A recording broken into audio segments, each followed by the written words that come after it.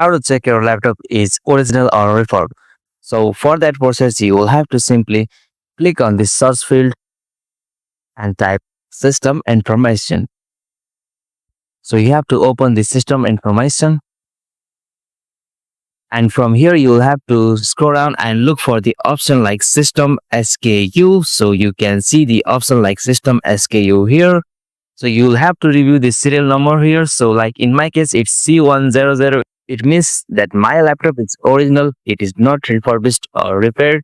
So in your case, it might have been other serial numbers. Like you want to avoid the serial number like start with R or something else. So hereby you can know that if your system SKU serial number is start with R or contain R in the serial number, it means that your system is refurbished or repaired. So likewise, you can verify your system that it's refurbished or original. So hope you like this video. So if this video was helpful to you, please subscribe to our YouTube channel and hit the bell icon there for more soft tech tutorial like this.